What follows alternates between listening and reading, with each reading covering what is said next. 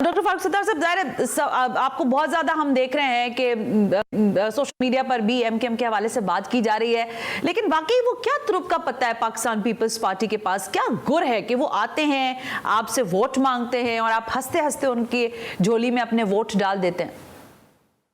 देखिए, पहली बात तो ये है कि हम पीपल्स पार्टी की सूबाई हुकूमत में कतई और कतई नहीं जा रहे। इसी पर सबसे ज्यादा लोगों को परेशानी और क्रिटिसिज्म होती है ना।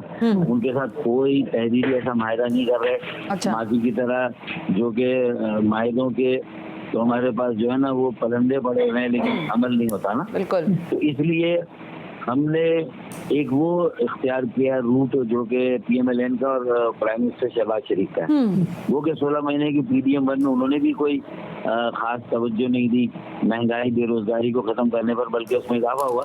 और ना कराची के मसाइल और हैदराबाद कहीं तवज्जो नहीं दी। लेकिन उसके बावजूद भी क्योंकि उन्होंने मरदमशुमारी में इंसाफ किया, किसी हद तक कुछ आबादी लापता बाजियाब हुई। और पीपल्स पार्टी को भी ये समझाया कि भाई ये 2 लसानी सूबा है या 2 सियासी जमातों का सूबा है। अच्छा। एक अर्बन सिंध और वो आप ही के कायद जुल्फकार अली भुट्टो शहीद ने इंतजामी तौर पर डिवाइड कर दिया कि यहाँ का कोटा वहाँ का कोटा। तो अब आपको तो ये जो आपने बोया है वो तो आपको पूरी जिंदगी भर। इसीलिए एमकेएम एक नई जमात था कि पहले जमात इस्लामी जेयूपी थी। अच्छा, अब ये दोनों को रियलाइज कराना है कि भाई पड़ोसी हैं, रहना साथ है। लड़के रहना है तो भी पड़ोसी रहेंगे, एक दूसरे के पड़ोस से तो पड़ोस वो तो खत्म नहीं कर सकते। तो देखिए, हमने सिर्फ सदर के इलेक्शन में इसलिए सपोर्ट का ऐलान किया कि दूसरी तरफ उम्मीदवार जो है ना वो महमूद खान अचकज़ई है। जी। उन्होंने भी जिस तरह के लबो लहजा इख्तियार किया था उर्दू जबान के खिलाफ, उर्दू बोलने वालों के खिलाफ, और जिस तरह की उनकी भी अपनी वो रही है, तो अब 2 में से जो बेहतर उम्मीदवार है हमने मतलब जो निस्बतन बेहतर है। देखें, अब हमें कोई आसिफ अली जरदारी साहब का भी अच्छा तजुर्बा नहीं हुआ, मैं नहीं कह रहा कि उनमें कोई हीरे जवाहरात लगे थे। अच्छा, फिर क्योंकि एक कोalition बन रही है जिसमें वजारतों से ज्यादा कोई अंडरस्टैंडिंग है कि भाई मुल्क की इकोनॉमी को सबसे पहले फिक्स करना है, और इकोनॉमी को फिक्स करना तो कराची का रोल है। अब अगर कल बिलावल आते हैं, वोट मांगते हैं, उन्हें भी कोई चांस चाहिए। उनके वालिद साहब भले सदर बन रहे, लेकिन अगर उनकी गारंटी उनका बेटा बिलावल लेता इस हद तक के पहले मैं वजीर खारजा था और मैं तवज्जो नहीं दे सका सिंध के 16 महीने में, लेकिन अब अल्लाह ने अगर ये मुझे दिया है टाइम तो मैं सिंध से, और मेरा शहर कराची है और कराची ही में मैं पैदा हुआ, पला बड़ा, स्कूल मेरा सब कराची से हुआ। तो मुझ पर भी कर्ज है। और आपने जो 3 बातें की हैं कि कराची के लिए मंसूबे और उन पर मुश्तरका ओनरशिप के साथ अमल दरामद, नंबर 1। नंबर 2, आईनी तरमीम इख्तियारात की मुंतकली निचली सतह पर, और तीसरा जो नौकरियों में हमारे कोटे के साथ जाती है उसका इजाला। ये तीनों बातें माकूल हैं, रीजनेबल हैं, और मैं आपको यकीन दिलाता हूँ कि थोड़ा सा मैं इसकी नीति को समझ लूँ, जिसके लिए मुझे आपके साथ मीटिंग करनी। मैं आज नॉन कमिटेड हूँ, लेकिन मैं आपको यकीन दिलाता हूँ कि ये खूबसूरत बातें, इश्यूज की बातें हैं और ये मेरे दिल को लगती हैं। अब उसने जब ये सारी बातें की हैं तो ये बिलावल भुट्टो के साथ हमारा पहला एनकाउंटर है इस तरह का ना। हमने आसिफ अली जरदारी साहब को आजमाया, वो कहीं बेबस थे, कहीं वो खुद नहीं कर सके या नहीं करना चाहते थे।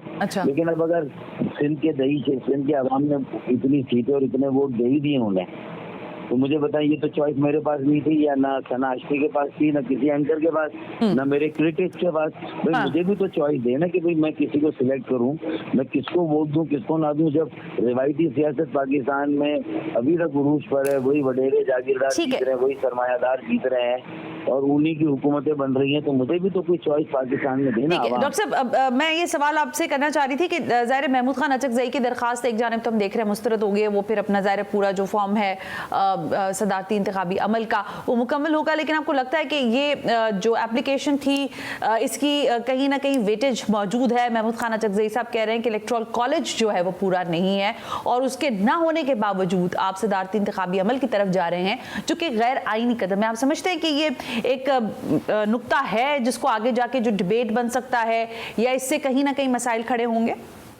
फारूक साहब, देखिए, ये चीज़ इलेक्शन कमीशन में पहले ही साबित हो गई ना, जब मुख्तलिफ नशिस्तों पर पीटीआई और शायद सुन्नी काउंसिल वालों ने जब सुन्नी इत्तेहाद काउंसिल अल मारूफ पीटीआई, जी पीएमएलएन वालों ने अपनी तरफ से हायर किया था और उन्होंने जो वहाँ आर्गुमेंट किए मुखालिफ जो वकला थे उन्होंने दिए, तो फरूक नसीम साहब की बात को इलेक्शन कमीशन ने सही माना, उनकी लॉजिक को, उनके दलाइल को और उनके कानूनी हवालों को। तो मेरे ख्याल में ये जो महमूद खान अटक जाएंगे ना, तो फिर इलेक्शन कमीशन में इनकी किसी पिटीशन और दरखास्त का भी वही हाल होगा। डॉक्टर साहब, अभी हम ज़ाहिर बात कर रहे हैं इलेक्शन के सदारती हवाले से, लेकिन मुझे याद पड़ रहा था कि ये बताएंगे आपके कि वफाक के साथ जाहिर है जब आप पाकिस्तान पीपल्स पार्टी को मजबूत कर रहे हैं, तो क्या हम ये इंतज़ार करें या ये खातिर जमा रखें कि सिंध में भी कोई इत्तेहाद, कोई शराकतदारी पाकिस्तान पीपल्स पार्टी से हो ही जाएगी किसी तरह से?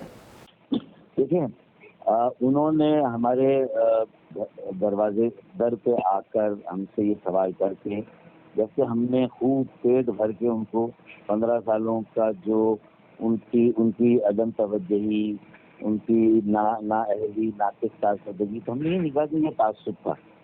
लोगों ने इसको तासुब का वो भी पहनाया ना, लेकिन हमने तो चलन कहते हैं कि ये लक्सानी नहीं था, तासुब नहीं था।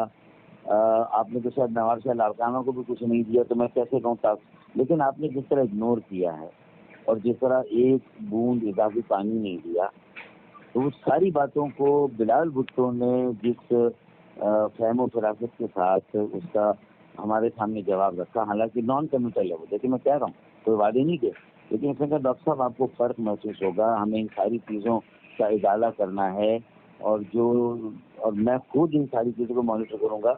और मुझे आप लोगों की बातें इशूज़ पर मुश्तमिल है और जायज़ बातें, सही बातें हैं, बस ये है कि मेरे लोगों का उस पर अगर कोई इख्तलाफी नुक्ता निगाह में दोनों की सुन के मैं बैठ के इंसाफ पर फैसला करके जो इजाला करना है, मैं सारी नौकरियों में, मंसूबों में, पानी में, निकासियात, बल्दियाती इख्तियारात और ये करें, मैं डेवोल्यूशन के हक में हूँ। तो ये मैं उसके जुमले कोट कर रहा हूँ, मैं डेवोल्यूशन के हक में हूँ। और मुझे कोई बताया जाता है कि फिल्म में डेवोल्यूशन हो गई है, तो मैंने कहा ये गलत बताया जा रहा है, आपको मिसगाइड किया जा रहा है। अच्छा डॉक्टर साहब, ज़ाहिर अभी हम बहुत सारे मामलात हैं और मुझे पता है कि इजलास और बाकी सारी आप लोग इस्लामाबाद की राहदारियों में घूम रहे हैं। मुझे ये फरमाइएगा कि इस वक्त तक जो हालात थे पाकिस्तान पीपल्स पार्टी के साथ सिंध में आपके, वो हम ये देख रहे थे कि आप डॉक्टर आसिम के खिलाफ FIR कटवा रहे थे, आप कह रहे थे कि हमारे वर्कर्स को इन्होंने मारा है, निहत्ते वर्कर्स को मारा है, दफातर में घुस के मारा है। तो अब पाकिस्तान पीपल्स पार्टी और ये सारा जो सेटअप आप आगे लेके चल रहे हैं, आपको लगता है कि इसका कहीं ना कहीं आपको, आई एम सॉरी लेकिन कोई बैगेज उठाना पड़ सकता है मुस्तकबिल में? अब देख, मैं समझता हूँ ये भी बड़ा अच्छा और अहम सवाल है। ये तो पहले तय करना है मियां नवाज शरीफ साहब को, मियां शहबाज शरीफ साहब को और मरीम नवाज साहब को, जिन्होंने ये इक़्तिदार के कलमदान संभाले सबसे आला सतह के सूबे में भी या फिर मरकज में। तो अब वो तय करें ना, अगर वो समझते हैं कि वो अपनी मर्जी से शायद वज़ीर ख़जाना को नहीं लगा पा रहे या वज़ीर दाखिला को नहीं लगा पा रहे, तो ये आगे क्या होने जा रहा है, क्यों ऐसा हो रहा है, तो ये तो हम भी अगर ऐसा हुआ तो हमारी इनके साथ मीटिंग का सिलसिला रहेगा, हम भी मालूम करेंगे कि इसके पीछे क्या है। डॉक्टर साहब, वक्त की किल्लत है, मैं चाहूँगी कि बस एक छोटी सी बात ज़रा से उस पर अगर आपका तबसरा या तज्जिया मुझे मिले, उसका जवाब भी ये फरमाइएगा कि मोहसिन नकवी साहब का नाम आ रहा है। अब मोहसिन नकवी साहब मंजूर नज़र होते जा रहे हैं, वक्त के साथ साथ हम देख रहे हैं वजारत ख़जाना भी मुस्लिम लीग नवाज़ के पल्ले नहीं पड़ी है, और यानी कि इम्पॉर्टेंट मिनिस्ट्रीज़ जो हैं, लगता ऐसा है कि काबीना में वो चेहरे होंगे जो मुस्लिम लीग नवाज़ के पुराने लोग नहीं होंगे। तो अगर मुस्लिम लीग नवाज़ खुद इतनी कमज़ोर मसल्स के साथ खड़ी है, तो आप नहीं समझते कि उसकी इत्तेहादी भी जब उनकी जिसे कहते हैं बासपुर्स करेगी आवाम, तो उनके इत्तेहादियों की भी करेगी, जिसमें आपका शुमार भी होगा, लोग आपको भी कटहरे में खड़ा करेंगे कि भाई आपने इस हुकूमत को स्ट्रेंथनाइज किया था, इनके लिए हमारे वोट मांगे थे। जी, मैं तो देखें, मैं ये समझता हूँ कि अगर किसी ने भी कोई नाम मुझे दिया और वो केपेबल है, कॉम्पिटेंट है और इस वक्त पाकिस्तान की मईशत को ऐसे ही लोग एड्रेस कर सकते हैं, तो मुझे इसमें कोई हर्ज नजर नहीं आता। वजीर दाखिला भी कोई ऐसा आदमी हो जो कि मुंतखब जो MNA है, सेनेटर, उनमें नहीं लगता कि कोई उतना ज्यादा प्रोफेशनली कर सके, तो कोई और है तो ठीक है, लेकिन मोहसिन नकवी की चॉइस भी कोई बहुत ज्यादा आइडियल नहीं होगी वजीर दाखिला के लिए। ऐसा नहीं है कि वो कोई बहुत ज्यादा वो डिलीवर कर सकते हैं। ठीक है, कि ये चीजें सामने आएंगी तो ज्यादा बेहतर बात है कि अभी तो ये सारा सारा चल रही है, देखें क्या होता है।